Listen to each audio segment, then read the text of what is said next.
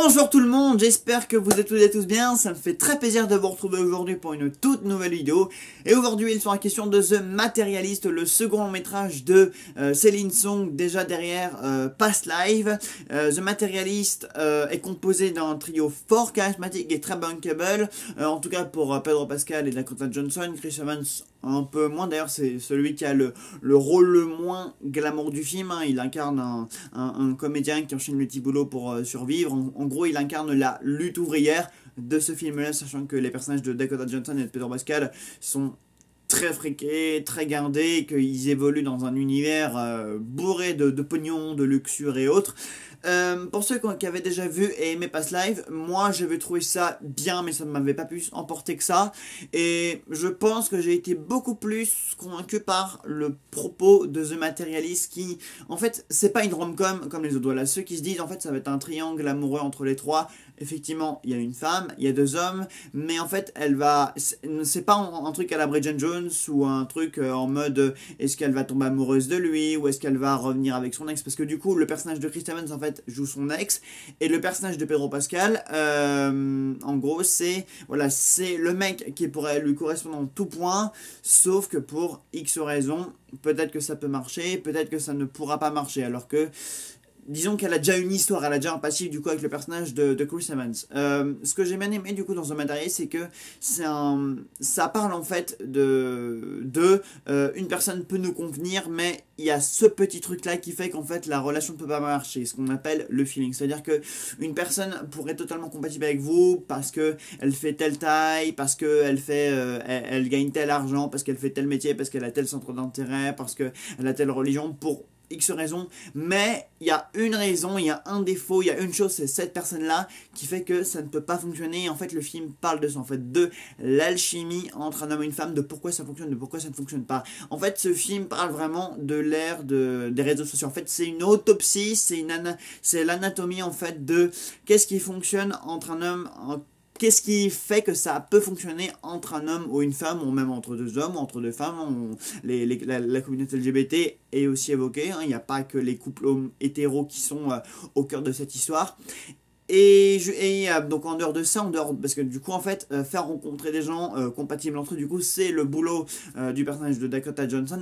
Je suis désolé, j'ai oublié tous les prénoms de chaque personnage, donc du coup à chaque fois je vais être obligé de m'y reprendre, de les nommer autrement. Mais du coup, oui, en fait, le boulot du coup de Dakota Johnson dans le film, c'est du coup en fait de faire rencontrer des gens. Elle est matchmaker, donc en gros, c'est une Tinder irréelle, quoi.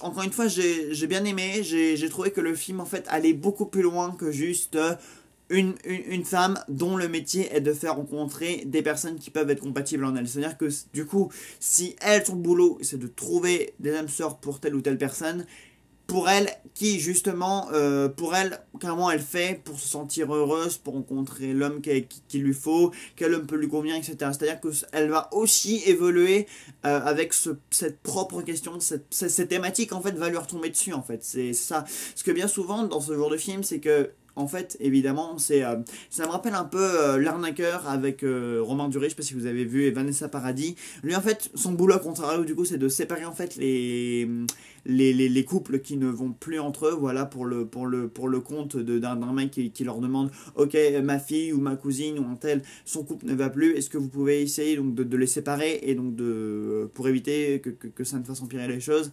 Et justement, lui-même, le personnage de Romain Duris, dans ce film-là, dans L'Arnaqueur, justement, il se rendait compte qu'il passait sa vie du coup à séparer des couples pour de nobles raisons, mais que lui du coup bah il finissait par se prendre au jeu de ça, par tomber amoureux donc de la femme incarnée par Vanessa Paradis et a brisé son cœur parce que du coup c'était ça, il avait complètement dépassé les limites de son propre exercice, de sa propre mission, à savoir séparer un couple, parce qu'il avait fini par s'accrocher en fait à cette femme-là.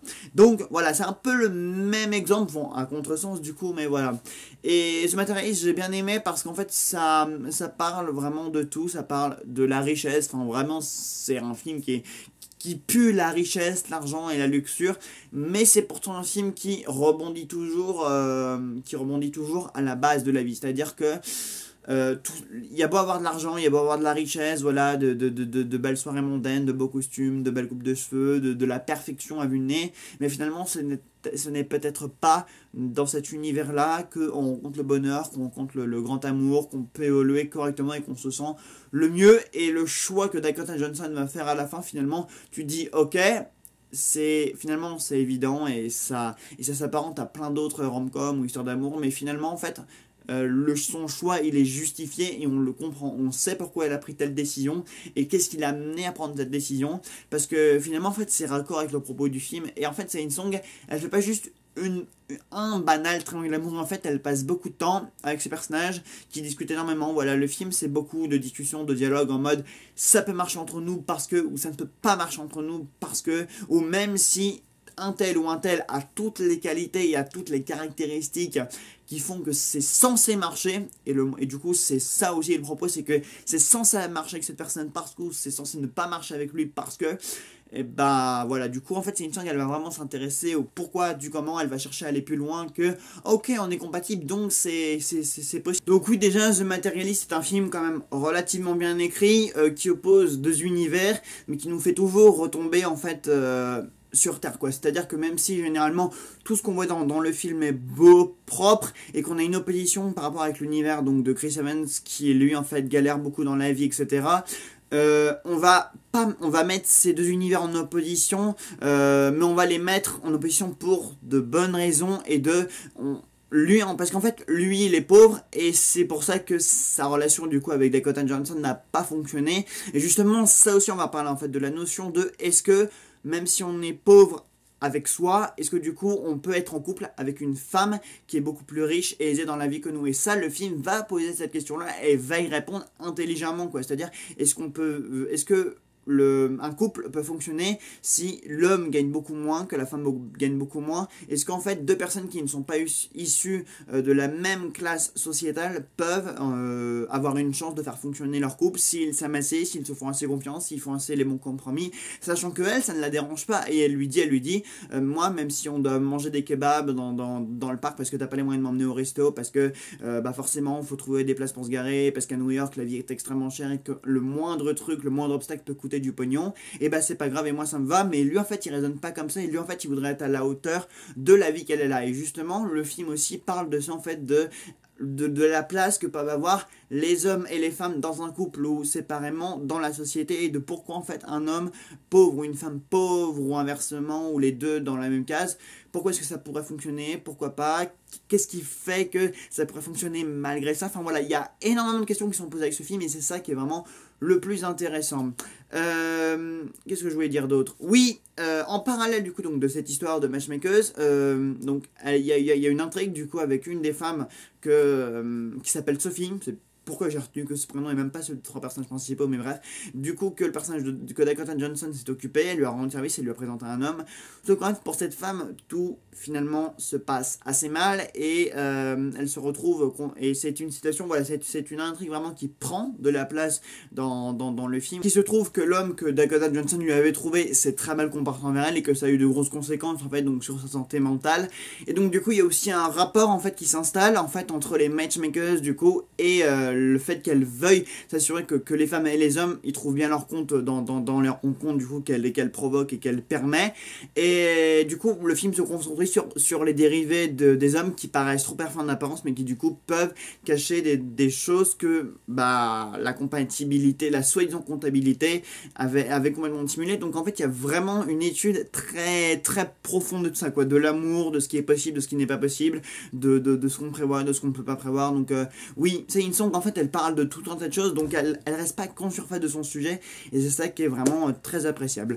Donc je vous recommande chaudement The Materialist. Voilà, c'est un film qui est très intéressant, j'ai pas plus de choses à dire que ça. Voilà, les personnages sont quand même assez approfondis dans leur milieu de vie, dans leur comportement, dans leur façon d'être, dans leur perfection, dans leur superficialité, pourquoi, comment ça peut être possible, les compromis à faire, de quoi il faut discuter pour que ça puisse marcher. Enfin voilà, il y a énormément de choses qui sont discutées dans ce film, et c'est un film qui est beaucoup plus pertinent juste qu'une simple rom-com qui juste parle d'une relation qui a toutes les raisons de marcher. Pour quelles raisons? Parce que c'est comme ça que ça fonctionne dans les rom-coms britanniques ou même new-yorkaises, etc. Et voilà quoi, c'est un peu du même style que le travail de Lena Dunham, l'autrice de la série Girls. Et voilà, elle-même, elle a déjà traité ce genre de thématique dans sa série, justement, et même dans son travail. Et c'est pour ça, du coup, que c'est aussi intéressant, vraiment, cette étude de la compatibilité entre les hommes et les femmes, le pourquoi, le comment. Et en fait, elle pose vraiment plein de questions auxquelles nous, on n'avait pas forcément pensé. Elle oppose des mondes, des univers, elle questionne chaque univers, ce qu'il est possible de faire à partir de ça, ce qui n'est pas possible. Est-ce que... Voilà quoi, plein de dilemmes, plein de questionnements, et je dirais que le trio fonctionne quand même assez bien. Voilà, d'un côté on a Pedro Pascal qui incarne le mec absolument parfait, mais avec ce petit qui fait que finalement peut-être que ça ne peut pas aussi bien fonctionner que ça devrait l'être. Et pareil pour Chris Evans, qui en fait il y a à chaque fois une interrogation sur son milieu, sur lui-même, sur ses sentiments. Et Dakota Johnson qui elle-même se questionne par rapport à son métier, si elle le fait bien, ce qu'il lui faut dans la vie, ce qu'il ne lui faut pas. Enfin voilà, chaque personnage est interrogé par rapport à ses besoins, ses envies, à ce qu'il recherche, à ce qu'il ne recherche pas. Enfin voilà, c'est extrêmement intéressant. Voilà, j'espère que vous apprécierez le film. Celles et ceux qui ont vraiment beaucoup aimé Past Live, et je sais que c'est un film quand même qui s'est fait un public d'adorateurs, même de femmes, et que Céline Song s'est rapidement imposée dans la liste des metteuses en scène à suivre, et à raison. Hein, c'est vraiment une réalisatrice qui maîtrise son sujet, son univers, et une certaine thématique, un certain point de vue sur l'amour, donc c'est pas étonnant. Et bon, Matérialiste, c'est un film qui est à la fois différent, mais qui continue sur cette poursuite de l'amour, ce que c'est, comment ça marche, jusqu'à où ça peut aller, les limites, etc.